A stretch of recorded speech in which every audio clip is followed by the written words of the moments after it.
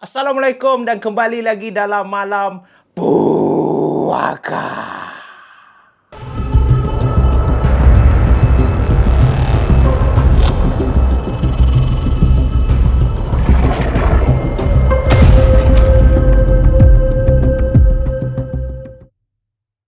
Apa khabar semua geng-geng puaka? Aku harap korang berada dalam keadaan sihat dan ceria-ceria selalu. Yang mana baru lagi jumpa Zaf Channel, aku nak berulang kali ucapkan terima kasih. Tak jemu-jemu dengan... Diamlah Siri. Alamak, sibuk betul lah. Dia pun nak buat konten ke? Aku nak ucapkan terima kasih banyak-banyak kerana korang sudi hadir. Dan apa salahnya korang tekan button subscribe dan juga bell notification tu supaya setiap kali aku upload video baru, korang akan dapat tahu guys. Sebelum aku mulakan kisah pada malam ni, aku nak tanya korang geng puaka yang penuh dekat tepi ni, ada tak antara korang yang berasal daripada Perak ataupun yang berasal betul-betul tengah dengar sekarang ni dekat Kampung Pokok Asam? Sebab kejadian pada malam ni merupakan kiriman email daripada salah seorang geng puaka yang katanya lah Mak Leha, Mak Jenab ataupun senang aku cakap penduduk kampung kat situ dah menjadi bualan mulut. Rumah sewa satu ni memang cukup puaka. Dikatakan orang yang duduk kat rumah sewa ataupun yang menyewa kat rumah tu boleh tahan paling lama seminggu lah. Seminggu tu kira kau dah memang tabik spring lah. Memang kau berani. Sebab selalunya kalau orang yang tinggal kat rumah sewa tu paling kurang pun 2-3 hari je. 2-3 hari dah bertukar orang. 2-3 hari dah bertukar orang.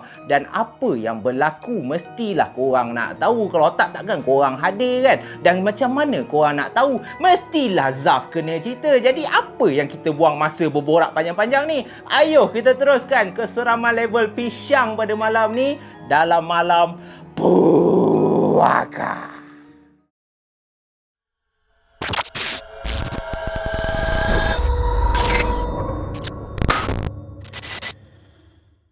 Kisah pada malam ni aku ingin kongsikan dengan korang semua berlaku di Kampung Pokok Asam yang terletak dekat Taiping, Perak. Dan apakah sejarah sempena nama Pokok Kampung Asam ni? Dikatakan sewaktu zaman askar Jepun datang ke tanah Melayu dahulu, sebaik saja diorang sampai di area Taiping, Perak, kebetulan bekalan makanan diorang dah terputus. Jadi askar-askar Jepun ni semua dah kelaparan. So tengah mencari makanan apa benda yang boleh dimakan. Kebetulan dekat area kampung tu terdapatnya banyak pokok-pokok mangga. Jadi bila askar-askar Jepun yang ramai ni nampak banyak betul buah-buah mangga, diorang pun petik dan diorang pun makan. So tengah askar-askar Jepun ni rancak makan, pada masa tu adalah seorang orang Melayu ni yang baru balik daripada kebun nak pulang ke rumah. Dia melalui jalan di mana askar-askar Jepun ni tadi tengah makan pokok mangga tu. Jadi yang Melayu ni tadi dia pelik sebab sewaktu dia berjalan tu dia boleh dengar tak habis-habis askar Jepun ni asyik cakap asam, asam, asam. So dia buat tak heran lagi, dia buat tak tahu je. Yalah, orang kita takutlah kan tengok askar Jepun banyak kan. Tiba-tiba adalah salah seorang general tu panggil. Dia nampak Melayu ni jalan seorang-seorang, dia panggil, "Hey, kamu datang sini kan." So Melayu ni pun datang lah. Dia dah takut dah menggeletar dah. Alamak, kena pancung lah ni sekejap lagi kan. So general ni tanya dia, "Ini pokok apa? Ini pokok apa?" So bila general tu tanya orang Melayu ni, orang Melayu kita cakap lah, pokok mangga, pokok mangga. Tapi general ni tak habis-habis, pokok asam, pokok asam. Kan sebab masam. Padahal nak sebut masam, biasalah lidah Jepun pendek kan. So Melayu ni takut lah. Dia mengiyalah je. Ya. Pokok asam, pokok asam. Jadi begitulah sejarah dia macam mana nama kampung Pokok Asam tu boleh tercipta. Aku main sebat je. Sejarawan kalau tengok aku punya konten ni, mau dia lempang muka aku. Tak payah percayalah, aku gurau je lah. Kisah seram yang aku nak kongsi yang sebenar-benarnya berlaku kat Pokok Kampung Asam ni, dikatakan dulu adalah seorang penduduk yang berbangsa Cina dekat situ. So bila dia duduk kat rumah tu, dia duk fikirlah macam mana dia nak dapat duit lebih kan. So disebabkan rumah dia yang asalnya setingkat, dia fikir okey, apa kata aku sewakan. Tapi kalau aku sewakan, dah mana aku nak duduk? Fikir. Cina ni pun terfikir, aku renovate je rumah ni, jadikan 2 tingkat.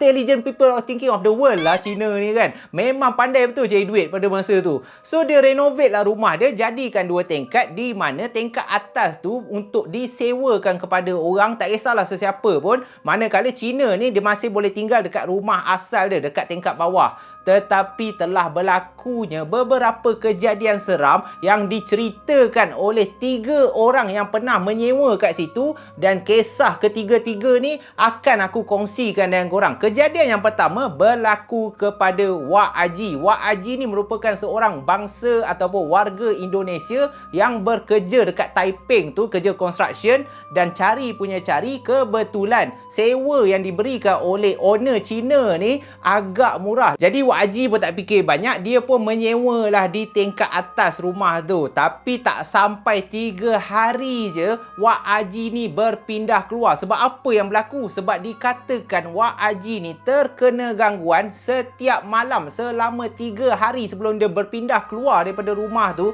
Dia asyik terdengar bunyi orang berjalan-jalan di bumbung rumah dia tu. Dan dia dah pernah komplain kat owner, tetapi owner tak mengendahkan. Tapi apa yang sebenarnya berlaku? Jom guys, kita mulakan dengan kisah daripada Wak Haji gangguan yang pertama guys.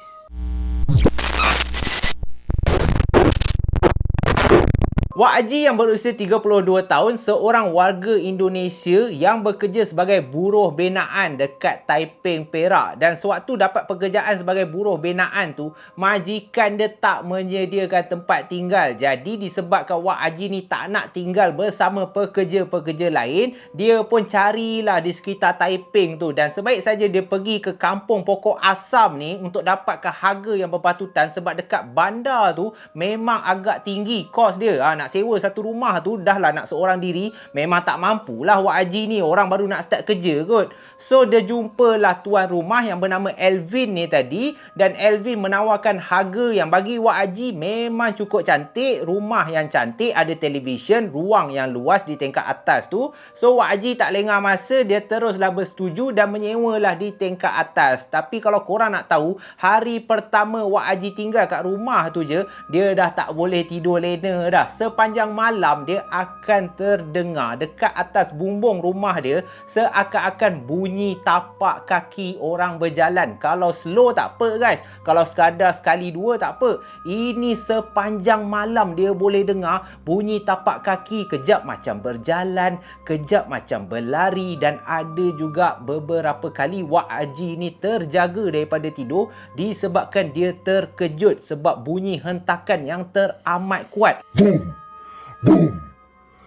So Wak Haji pada hari pertama dia menyewa tu pun dia dah rasa menyesal dah. Patutlah owner rumah tu, tuan rumah si Elvin ni, kasih sewa rumah tu cukup murah. Mungkin Elvin ni dah tahu dah ada tikus ke, ada bunyi bising-bising dekat atas siling ke. So Wak Haji ni bila dia dah habis kerja pada hari kedua tu, dia pulang ke rumah, dia ingatkan harapnya lah malam ni dah tak ada bunyi. Ada lagi. Sewaktu dia tengok televisyen pun, dia masih boleh dengar bunyi orang berjalan, kadang-kadang bunyi hentakan. So Wak Haji ni pun rasa tak puas hati, nak tengok televisyen pun tak boleh. Jadi sebelum dia pergi tidur, dia turun bawah untuk bagi tahu Elvin, suruh Elvin ni cek apa benda yang bunyi kat tingkat atas ni, bising betul lah. Semasa Wak Haji ni bagi tahu si Elvin tentang bunyi hentakan yang mengganggu dia tidur tu, pada awalnya Elvin ni tak percaya. Beberapa kali Elvin ni cakap Wak Haji ni menipu. Mungkin Wak Haji ni reka sebab tak nak bayar duit sewa, ataupun nak duit sewa tu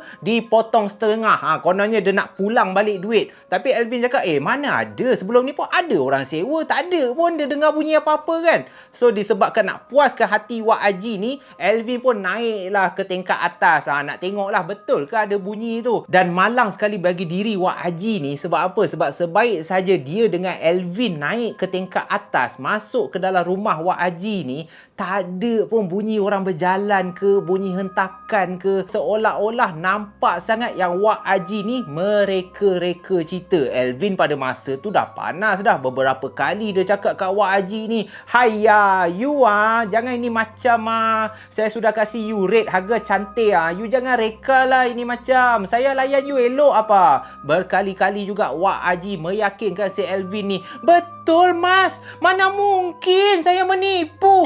Betul Betul, bunyi itu ada. Macam mana boleh tak ada? Saya rasa tikus ini semua berpelajaran di Malaysia ini. Dan disebabkan Alvin dah malas dah nak layan, dia tengok muka Wak Haji ni pun. Aku tengok muka kau pun aku tahulah. Standard menipu je muka kau ni. So Alvin pun turunlah ke bawah. Jadi pada masa tu Wak Haji ingat masalah dia dah selesai lah.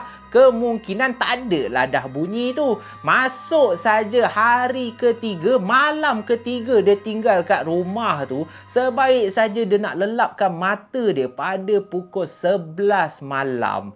Tiba-tiba bunyi tu kembali balik. Bunyi orang berjalan. Tak, tak, tak. Bunyi hentakan. Dung, dung, dung. Dan kadang-kadang diselang-seli bunyi berjalan kejap, bunyi hentakan kejap. Ta, ta, ta, dung, dung, dung. Ta, ta, ta, dung, dung, dung. Dan itu telah menyebabkan Wak Haji rasa panas hati. Dia tahu kalau dia pergi jumpa Alvin ni, dia bagi tahu masalah yang sama, kemungkinan besar dia akan dipukul oleh Alvin ni. Sebab apa? Sebab Alvin ni dah tak percaya dia. Jadi Wak Haji pun ambil langkah, dia sendiri akan buka bumbung tu. Sebab bumbung tu ada area yang dia boleh tolak saja, dan dia sendiri nak tengok bunyi tu daripada mana. Betul ke ada tikus ke atas bumbung, ataupun kemungkinan musang yang tengah duk lepak dengan anak beranak tu, tak bayar duit sewa tapi lepak kat atas bumbung tu kan. Dan kalau korang nak tahu apa yang Wak Haji jumpa kat atas bumbung tu, memang cukup menakutkan Wak Haji, guys. Sewaktu Wak Haji memandang ke atas siling tu, dia tengok ke kiri, ke kanan, ke kiri, ke kanan. Wak Haji ternampak satu benda yang teramat besar di atas siling. Aku pun menyesal lah buat konten macam ni. Penat, Mat. Kita duduk dulu boleh tak? Jadi sewaktu Wak Haji ni pandang ke kiri, ke kanan, ke atas siling tu, dia tak nampak pun ada tikus. Lepas tu bunyi hentakan tu pun tak ada kedengaran lagi. Senyap je ke atas siling tu. Jadi sewaktu dia dah nak turun tu, tiba-tiba mata dia tertangkap sesuatu yang agak besar yang berada dekat hujung siling tu tau. Dalam kawasan gelap-gelap tu dia nampak, macam ada benda besar lah. Dalam hati Wak Haji ni, mana mungkin ini tikus? Kemungkinan besar ini musang. Betul, musang pandan yang duduk lepak kat atas siling ni. Patutlah bising, gemuk pula tu.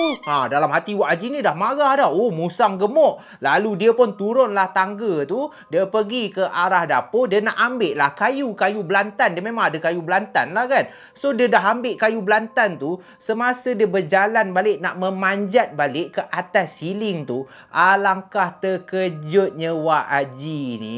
Tiba-tiba masa dia dah dekat tangga tu, dia terdengar daripada atas siling sesuatu sedang bergerak ataupun sedang bergolek. Dan bunyi tu makin kuat, makin kuat, makin kuat. Seolah-olah daripada hujung siling tu tadi, konon-kononnya musang tu tengah berjalan ke arah dia. Sebab dia boleh dengar kuat gila bunyi. Dan sebaik saja Wak Haji nak standby dengan kayu dia, kalau betul musang ni turun je daripada siling ni kan, datang ke arah aku memang libas je guna kayu belantan ni. Cumanya bukan musang yang keluar, bukan musang yang muncul, guys. Apa tau yang muncul? Tengah Wak Haji ni dah standby kayu dia nak pukul musang ni, tiba-tiba yang bergolek, yang jatuh daripada atas siling terus menuju ke Wak Haji adalah pocong, guys, yang berbalut kain kafan berwarna putih. Pocong tu daripada ruang yang terbuka, sebab Wak Haji buka siling tu tadi, pocong tu bergolek pam, lalu jatuh terkena muka Wak Haji ni.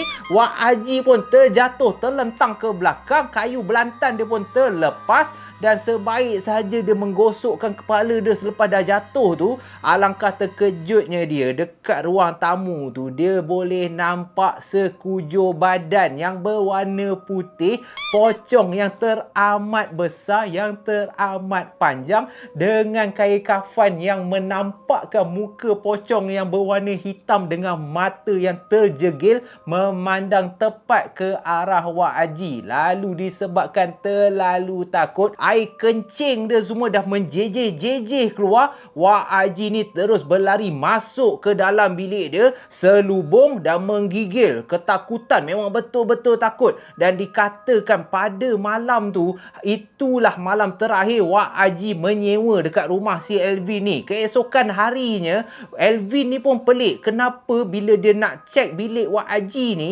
dia tak nampak pun Wak Haji. Sebab dia perasan, mana Wak Haji ni kan?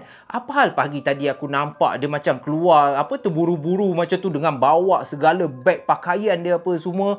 Tetapi Elvin ni tak kisahlah, cumanya dia pelik lah. Wak Haji dah bayar sewa, tapi baru duduk 3 hari, dah pindah. Oh, kemungkinan Elvin rasa betul lah ni mesti scammer ni kan. Kemungkinan ada orang cari dia, hutang orang ke pinjam duit, sebab itulah dia lari. Dan disebabkan kejadian ternampak pocong itulah Wak Haji demam panas. Dan dikatakan dia tak pergi bekerja selama berminggu-minggu sebab Wak Haji ni trauma dengan kejadian seram yang berlaku dekat rumah sewa si Elvin ni guys.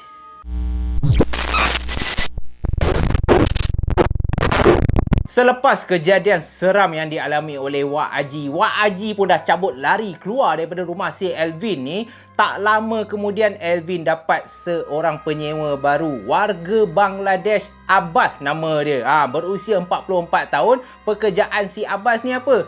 Dia bekerja di Zoo Taiping. Tapi bukanlah jaga harimau ke, jaga orang hutan, jaga buaya. Bukan. Kalau korang pergi Zoo Taiping, selepas korang dah puas berjalan dekat dalam zoo tu, dah tengok pelbagai jenis binatang, apabila korang nak keluar je, mesti ada orang yang akan offer korang untuk ambil gambar keluarga. Dan itulah pekerjaan si Abbas ni. Dia seorang juru gambar. Dan bila korang nak keluar daripada Zoo Taiping tu, Abbas ni lah yang akan cakap dekat korang, "Abang, Kak, mau ambil gambar ke kenang-kenangan ini? Marilah, RM10 saja. Gambarnya cantik, Kak. Ambil, Kak. Marilah, Kak." Itulah pekerjaan si Abbas tu. So, kita tak nak cerita pasal pekerjaan dia. Betapa teruk pula si Abbas ni kena dekat rumah sewa tu. Memang teruk, guys. Macam Wak Haji, kira untung tau. Tahan 3 hari. Macam Abbas ni, tak sampai 2 hari dia dah berlari, dia dah pindah keluar daripada rumah tu. Sebab apa? Sebab sama kat macam Wak Haji, hari pertama dia menyewa di rumah sewa si Elvin ni, hari pertama si Abbas ni balik je daripada bekerja. Bila dia dah sampai betul-betul dekat depan rumah sewa, dia sempatlah pandang ke arah tingkap bilik dia. Sebab bilik si Abbas ni menghadap ke depan rumah.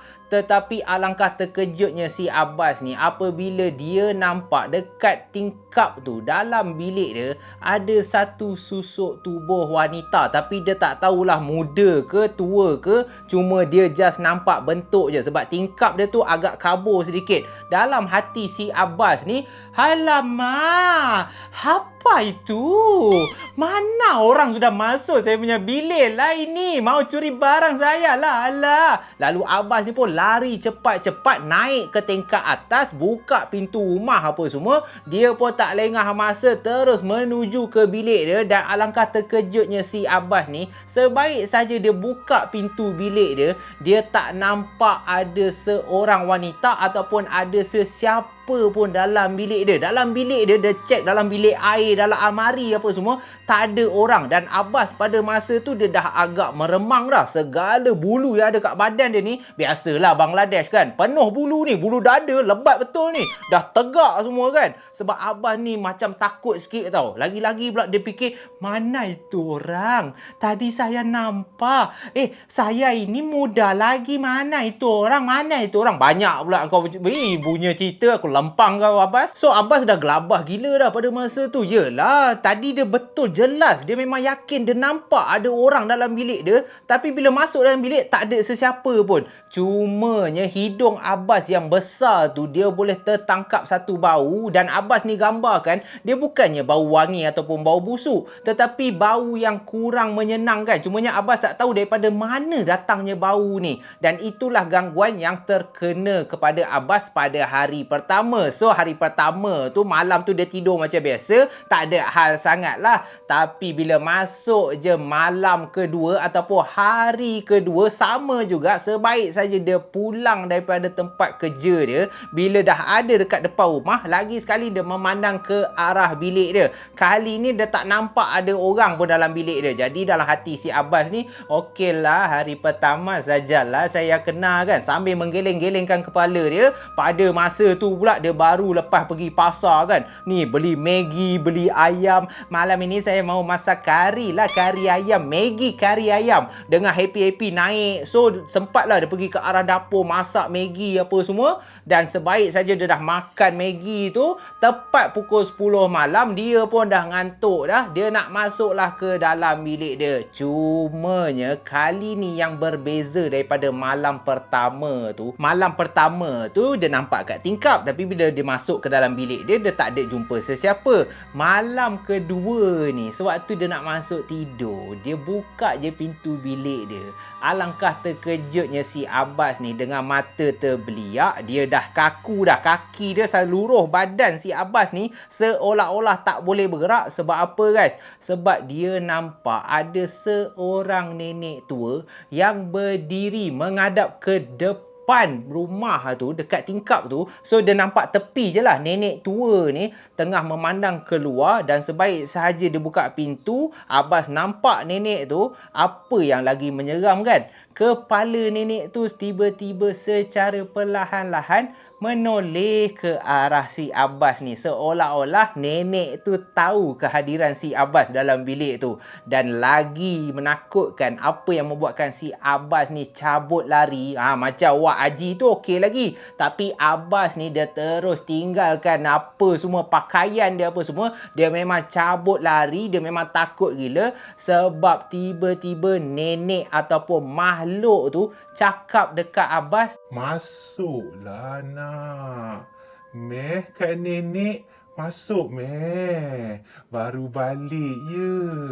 Sinilah." Dan muka nenek ni bukannya macam muka nenek-nenek biasa yang cantik-cantik, yang comel-comel. Ini nenek yang mata dia, dua-dua biji mata dia dah terjatuh keluar, dengan lidah bercabang dua, terjelir dengan teramat panjang, sambil cakap dekat Abbas macam tu. Manalah Abbas ni tak lari. Dan malam tu juga Abbas lari, dan dikatakan Elvin, tuan rumah tu pun lagilah pelik. Kali ni lagi aku pelik. Hari tu Indonesia tinggal sini, cabut lari. Sekarang ni Bangla tinggal sini, dengan pakaian-pakaian dia tinggal kan. Jadi Elvin ni dah tak tahu dah apa hal lah, kenapalah aku dapat penyewa semuanya perangai pelik-pelik. Aku tak faham lah. Mulai hari ni tak adalah dah orang luar ke Indonesia ke yang bukan rakyat Malaysia, aku tak nak dah kasih sewa kat rumah ni. Elvin ingatkan sebabkan penyewa tu bermasalah. Padahal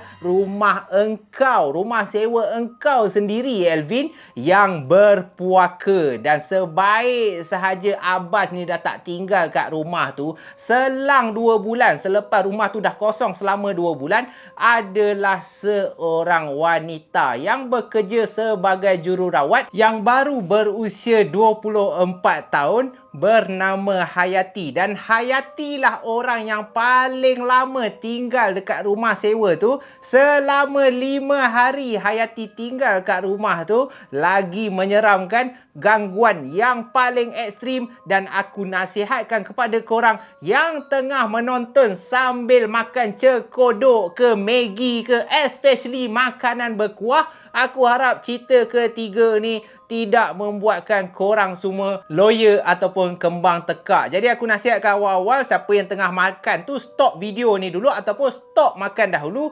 Sebab pengalaman Hayati ni cukup membuatkan korang semua takut.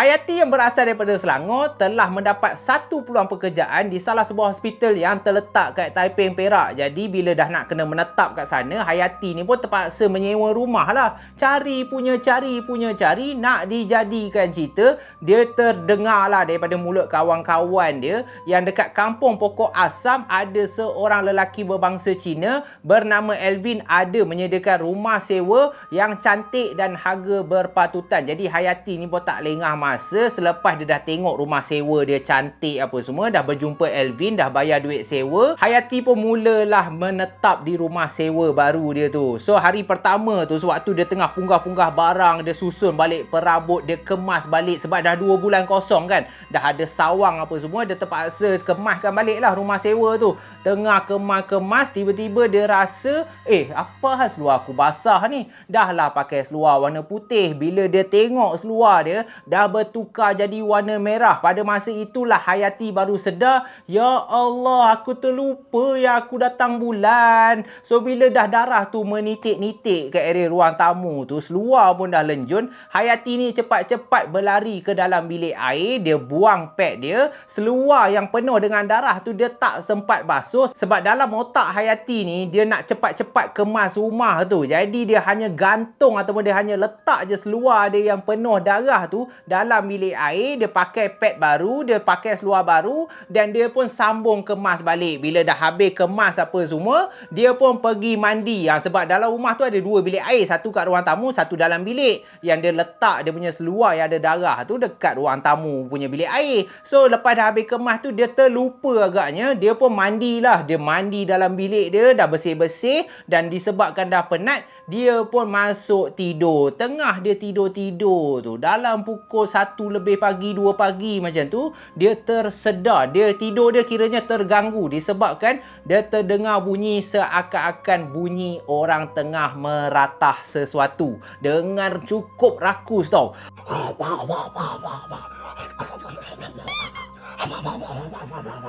Dah macam Donald Duck, Mat. Tapi hentam je lah. So dia dengar bunyi orang tengah mengunyah sesuatu tu dengan cukup rakus, dah makin kuat, makin kuat, makin kuat. Jadi Hayati ni dah mula tersedar dah. Dan bila dia tersedar, dalam otak dia, dia fikir, bunyi ni daripada mana ni? Dia pandang ke arah keliling bilik dia. Aku rasa macam dengar daripada bilik air luar je kan. Dengar daripada arah ruang tamu je. Dia pun cepat-cepat bangun menuju ke arah ruang tamu dan dia masih boleh dengar lagi bunyi seakan-akan orang tengah meratah tu. Dan makin lama dia makin jelas kedengaran bunyi tu datangnya daripada arah bilik air. Jadi dia cepat-cepat pergi ke arah bilik air. Dia buka pintu bilik air dan alangkah terkejutnya Hayati. Sebab apa? Sebab dia nampak pad yang dah ada dalam tong sampah tadi tu tiba-tiba dah berselerak dekat lantai bilik air, termasuk seluar dia pun dah berada di atas lantai. Jadi Hayati ni pun tak fikir banyak, dia pun terkejut dalam otak dia, ya Allah, bodohnya engkau ni Hayati. Benda macam ni kau boleh lupa. Bodoh lah. Dan Hayati pun tak ada pilihan lain. Dia penat ke, dia ngantuk ke, dia nak tak nak dia kena juga cuci seluar dia yang masih penuh dengan darah, yang dah kering dah tu. Dia cuci apa semua. Pad dia yang ada kesan darah tadi dia betul-betul buang atau sampah, dia ikat betul-betul, barulah dia masuk tidur. Jadi gangguan hari pertama tu dia tak nampak apa-apa pun. Dan Hayati ni pun tak adalah fikir jauh sangat. Tapi bila masuk saja hari yang berikutnya, gangguan makin teruk dan makin teruk sehingga kan membuat Hayati jatuh sakit, guys. Selesai saja hari pertama, masuk je hari kedua. Sewaktu Hayati ni pergi bekerja ke hospital tu, tengah dia syok buat kerja, tiba-tiba datanglah seorang jururawat ni, merupakan kawan dia juga. Kawan dia tegur dia, Hayati, apa muka kau pucat? Pada awalnya Hayati cakaplah kat kawan dia, mana ada, okey lah. Pucat ke? I dah make up lah. Okey lah, I rasa memang kulit I putih macam ni lah. Tapi lepas dah ditegur oleh 2-3 orang lagi, barulah Hayati ni ambil serius. Sebab lepas tu seorang lagi tegur, Kak, muka akak pucat. Lepas tu seorang lagi tegur, Hayati, apa kau ni pucat macam mayat lah. Lalu Hayati pun cepat-cepat bergegas ke tandas kat hospital tu. Dan alangkah terkejutnya dia, memang betul pun bak kata kawan-kawan dia, apa muka aku pucat ni? Ya Allah, patutlah daripada pagi tadi aku rasa tak sihat, aku rasa tak sedap badan kan. Jadi Hayati pun tak lengah masa, dia cakap lah kat kawan-kawan dia, kemungkinan dia nak ambil MC, dia nak balik rumah, dia nak berehat. Dan itulah yang dilakukan oleh Hayati. Hayati pun pulanglah ke rumah dan rehat macam biasa. So hari kedua tu pun macam biasalah, dia tidur, tak ada apa sangat. Selang hari ketiga pun tak ada apa sangat. Hari keempat pun tak ada apa sangat. Tetapi apabila masuk malam kelima sahaja, Hayati ni mula menghayati sesuatu. Hayati mula menghayati yang sebenarnya diri dia dah terkena gangguan. Dan perkara ni disedari oleh Hayati pada hari kelima. Dikatakan pada malam hari kelima tu, sewaktu dia masuk tidur, tengah dia lena-lena tidur tu kan, tiba-tiba arah kemaluan dia rasa pedih sangat. Ouch! Ouch! Sakitnya! Sakitnya! Oh, so pain! So pain! Head! Head dia! So pain! So pain! Tombok je kan Hayati ni? Jam pun dah menunjukkan pukul 3 pagi tau. 3 lebih pagi. Dia dah lena dah. Tapi yang membuatkan dia terjaga, yang membuatkan tidur dia tak selesa, sebabnya dia rasa makin lama makin sakit. Makin lama makin sakit. Pada awalnya dia fikirkan, oh kemungkinan kram ke kan. Kemungkinan sebab alergik ke, biasalah kau period kan. Kau datang bulan. Aku tak tahulah. Wallahualam lah. Tapi kan perempuan kan kadang-kadang bila period, bila datang bulan kan rasa sakit-sakit sikit. So Hayati ingat kan biasa-biasa je lah. Tetapi sebaik sahaja dia buka mata, dalam kesamaran gelap-gelap bilik dia tu, bila dia pandang ke arah kaki dia, alangkah terkejutnya Hayati ni, sebab dia nampak ada satu susuk tubuh wanita yang berambut panjang, bermata besar dengan bergigi taring yang teramat panjang. Tengah buat apa guys?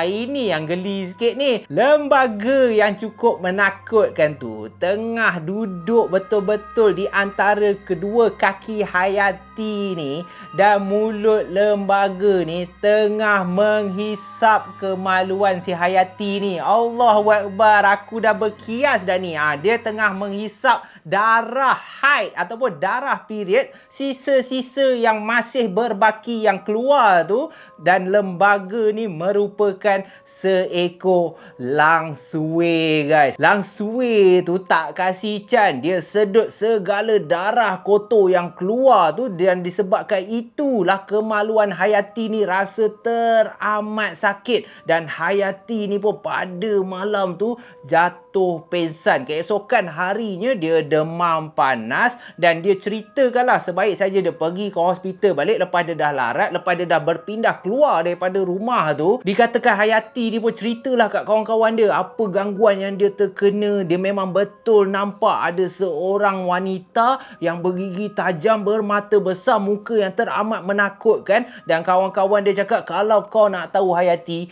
itulah langsue. Dan seperti yang aku katakan tadi, kenapa pada hari kelima baru Hayati ni sedar? Disebabkan sebenar-benarnya langsue tu dah menghisap darah daripada tut Hayati tu sejak daripada malam kedua. Cumanya malam kedua tu Hayati tak ada rasa sakit sangat. Dia boleh fikir lagi kemungkinan alergik, kemungkinan sebab period. Tetapi apabila darah haid ataupun darah daripada datang bulan tu dah makin kurang, langsue tu pun terpaksa menyedut dengan rakus. Sebab itulah Hayati rasa teramat sakit. Dan itulah gangguan yang dialami oleh Hayati. Selepas gangguan yang hari kelima tu, dikatakan Hayati pun sama juga macam Wak Haji, sama juga macam Abbas, dia terus keluar daripada rumah si Elvin ni. Dan kalau korang nak tahu sebenar-benarnya, wallahualam, tak tahulah kisah ni betul ke tak, Cumanya kalau korang ada kesempatan, korang pergi ke Kampung Pokok Asam, dikatakan rumah sewa si Alvin ni masih ada lagi dan masih berhantu lagi. Cuma yang peliknya, tak tahu kenapa pengirim ni cakap Alvin tak pernah kena sebarang gangguan. Rumah yang berhantu, rumah yang diganggu oleh lembaga-lembaga yang menakutkan ni hanya berlaku di tingkat 2 rumah tu. Rumah Alvin yang kat bawah tak pernah ada sebarang penampakan ke, langsui ke, pocong ke, nenek ke. Alvin ni tak pernah nampak. Dan disebabkan itulah Alvin ni tak percaya yang rumah sewa di tingkat atas rumah dia tu memang betul-betul berhantu, guys. Jadi itulah saja, guys, kisah untuk malam ni. Rumah sewa berpuaka di Kampung Pokok Asam yang terletak dekat Taiping, Perak. Dikatakan tiga-tiga cerita ni hanyalah bualan daripada penduduk-penduduk kampung ataupun penduduk yang tinggal berhampiran dengan rumah sewa si Alvin ni. Tapi yang mana satu rumah sewa dia, korang pandai-pandai cari dah. Mungkin ada salah seorang geng puaka yang pernah tinggal dekat rumah sewa tu ke, ataupun korang memang tahu dekat mana sebenarnya lokasi rumah sewa si Alvin ni, korang boleh komen lah dekat bawah tu. Aku takkan bongkarkan dekat mana. Aku takut korang pergi buat paranormal lah apa kan, tak pasal Cina si Alvin tu cari aku pula kan. Sebab you lah Zaf, ramai orang tak nak sewa rumah aku tau ni.